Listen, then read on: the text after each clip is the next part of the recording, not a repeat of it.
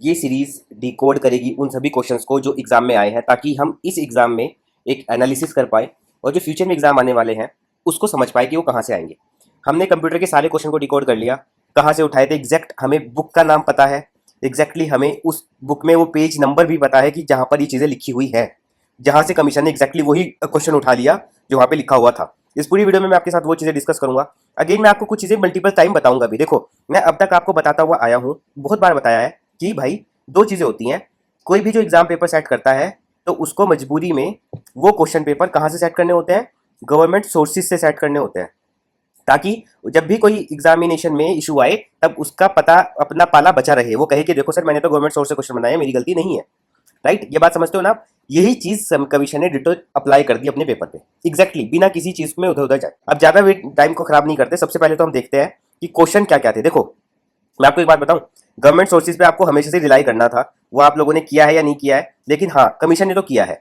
और मैं अगेन आपसे रिपीट कर रहा था कि जो आप फोमो में थे ना, कि नहीं मेरा ये मिस हो जाएगा, मैं ये भी पढ़ दूं, मैं वो भी पढ़ दूं, मैटर नहीं किया ना कुछ। अब मैं आपको वो लिस्ट बताऊंगा किताबों की जहां जहां से क्वेश्चन आए हैं।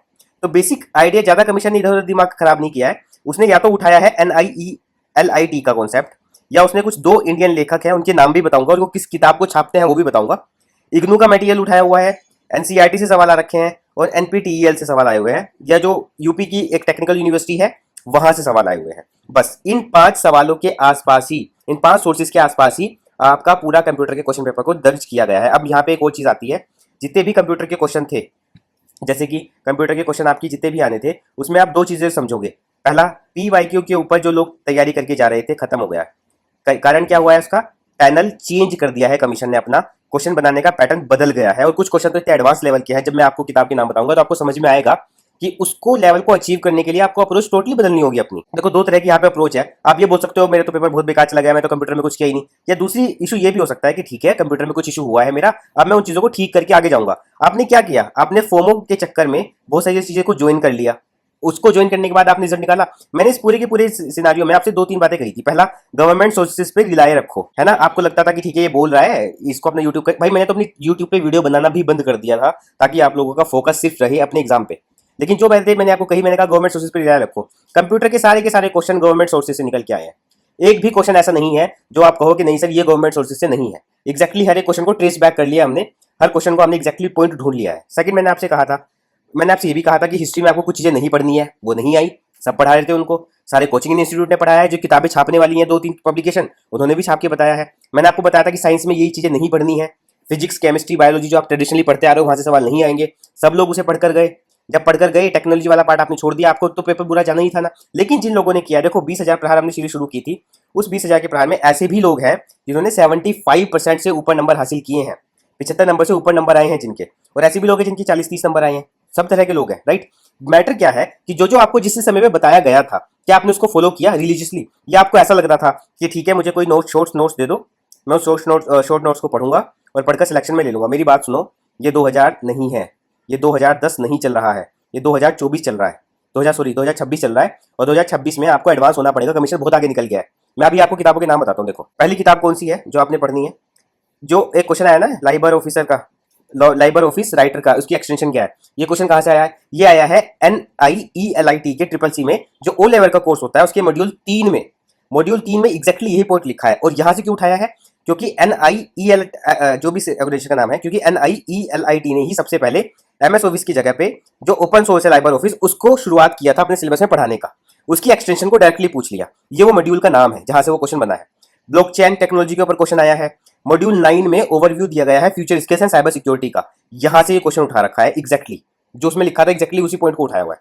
MS वर्ड में बलून वाला ऑप्शन था, एक्सेल में कंट्रोल 5 वाला स्ट्राइक थ्रू होता है, ये कहां से है? जो प्रैक्टिकल मैनुअल आता है NIELIT का, प्रैक्टिकल मैनुअल से भी सवाल बनाए हैं। प्रैक्टिकल मैनुअल वो होता है जिसमें आपको कहा जाता है कि ठीक है लैब में जाइए और लैब में जाके ये आपको प्रैक्टिकल करने हैं, वहां से क्वेश्चन उठाया हुआ है कंप्यूटर के। अभी 2 स्टैंडर्ड किताबें हैं। पहली तो कौन सी है? एक तो कंप्यूटर फंडामेंटल PK सिन्हा की किताब है, और दूसरी है computer fundamental of computers doctor professor V Rajaraman. इस किताबों में आपको जो गीगो वाला कॉन्सेप्ट आया है, और जो ये क्या हो गया, जो गीगो वाला कॉन्सेप्ट आया है और जो कॉन्सेप्ट आया है यूनिवर्सल ऑटोमेटिक कंप्यूटर का, ये यहाँ से उठा रखे हैं। ये चीज़ें और भी उठाई जा सकती हैं, ये चीज़ें बनाई गई हैं कंप्यूटर के बेसिक्स। अगर आप और किताबें पढ़ने जाओ वहाँ से भी आपको कहोगे कि नहीं सर यहाँ से भी सोर्स मिल सकता है, मुझको मिल सकता है, लेकिन जो बेसिक फर्स्ट किताबें है, फर्स्ट हैंड जिसको सोर्स बोलते हो आप, वो ये दो किताबें हैं, फंडामेंटल ऑफ कंप्यूटर्स वाली और जो ये आपकी गीगो वाली है, यूनिवैक वाली, यहाँ से दो सवाल आए हैं। उसके बाद यहीं पे नहीं रुका है ना। जो ऑपरेटिंग सिस्टम वाला क्वेश्चन था वो भी प्रोफेसर वी राजा रमन की किताब में आपको एज इट इज मिल जाएगा। इग्नू से क्या क्या क्वेश्चन है, जो इग्नू का स्टडी मटेरियल है उसमें म्यूलिटिक्स ऑपरेटिंग सिस्टम का कौन सी भाषा थी, वो क्वेश्चन एग्जैक्टली लिखा हुआ है। ये क्वेश्चन एग्जैक्टली लिखा हुआ है इग्नू के मटेरियल में।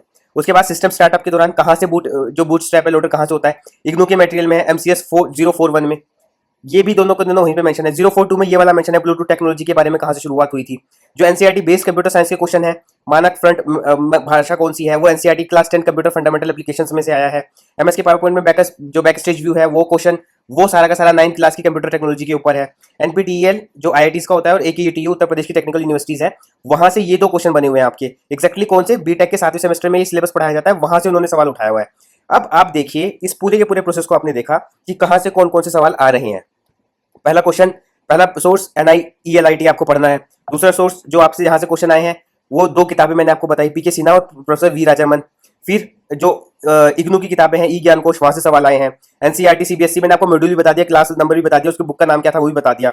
NPTEL और AKTU Uttar Pradesh technical universities, वो भी मैंने आपको बता दिया। अब यहाँ से दो चीजें समझो। पहली बात तो ये समझो, जिसने पेपर बनाया है, एग्जाम पेपर बनाया है, उसने PYQ को देखा और PYQ को देखने के बाद उसने सबसे पहले क्या कहा, आई डोंट केयर, मैं यहाँ से क्वेश्चन नहीं बनाऊंगा। उसने क्या किया, उसने सिलेबस को देखा और सिलेबस को देखने के बाद कमीशन ने उसे सख्त हिदायत शायद से दी होगी कि सिलेबस के अकॉर्डिंग क्वेश्चन बनाना है, क्योंकि सिलेबस से बाहर वो नहीं गया है ना। और आप क्या कर रहे थे, आप PYQ, अरे भाई किताबों के बिहार पे आप पढ़ रहे थे, और जो आपने किताबें पढ़ी हैं उन किताबों में से हर एक चीजें, किताबों वालों ने ना अपने आप को बहुत सेफ खेला। मैं आपको अभी भी बता रहा हूँ, अगर यहाँ से क्वेश्चन आ जाते, जैसे कि हिस्ट्री की बात करूँ, अगर हिस्ट्री के क्वेश्चन आ जाते कंप्यूटर साइंस के, या हिस्ट्री में क्वेश्चन आ जाते आप, सॉरी हिस्ट्री में अगर क्वेश्चन आ जाते आपके कहाँ के, वैदिक सभ्यता के, सिंधु सभ्यता के, और नहीं आए ना वहाँ के क्वेश्चन, तो जो किताब है, पब्लिशर है, वो सेफ खेलने के चक्कर में आपका टाइम वेस्ट कर गए। टाइम वेस्ट कैसे कर गए, उन्होंने ना आपको 20 पेज पढ़ने के दिए, 5 पेज उन्होंने इसलिए सिर्फ भरे थे कि वो सेफ खेल रहे हैं। असल में आपको कंटेंट 15 पेज का ही मिला, और 15 पेज में भी आपको ऐसा लगता था कि नहीं मैं 15 पेज जाऊंगा पढ़ूंगा और एग्जाम में हूबहू वही चीजें आ जाएंगी जो मुझे पढ़नी है। अब भाई कमीशन इतना दिमाग लगा रहा है, कमीशन ने अपना सिलेबस रिवाइज कर दिया, कमीशन ने PYQ को बिल्कुल आउटर लाइन पे पहुंचा दिया है कि अब तक जो सिस्टम चलता आ रहा था मैं उसके थोड़ा सा उलट जाके काम करने की कोशिश करूंगा। तो आपको लगता है कि कमीशन को फर्क पड़ेगा कि आप 15 पेज के नोट्स पढ़ के जाओ या 20 पेज के? कमीशन को सिर्फ एक बात का फर्क पड़ता है, मैं अभी भी बता रहा हूँ। आपको जितना रोना धोना मचाना है मचा लो, आपको जितना परेशान होना है हो लो, आप जितना सोच लो कि नहीं ये चीज सही नहीं है, मेरे साथ ये गलत हो गया, मैं सिलेक्शन लेना चाहता था ये नहीं, भाई क्या आपने ईमानदारी से अपना 100% दिया? अगर दिया है तो क्या आपने कॉन्सेप्ट को समझा है? क्या आपको कॉन्सेप्ट की समझ आती है? अगर आती है सिलेक्शन होना चाहिए, और हुआ है उन लोगों का। और अगर आपको कॉन्सेप्ट नहीं समझ में आते तो सिलेक्शन नहीं होगा। अब वो दौर जा चुका।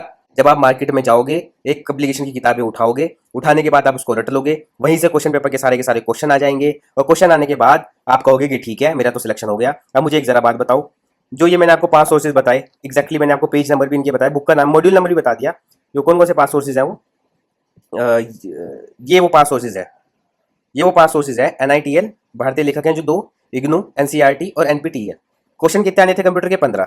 सोर्स कितने यूज किए उसने? 5 डिफरेंट सोर्स किए। डिफिकल्टी के लिए अगर उसे बहुत डिफिकल्ट क्वेश्चन बनाने थे, उसने जो ऑथर्स हैं वहां से बना लिए क्वेश्चन। अगर उसको इजी क्वेश्चन बनाने थे, उसने NCERT की किताबों का सहारा ले लिया। अगर उसको मीडियम लेवल के क्वेश्चन बनाने थे, उसने इग्नू की किताब से बनाए, NPTEL की वेबसाइट से बनाए, ये NITL के प्रैक्टिकल मॉड्यूल से बना दिए।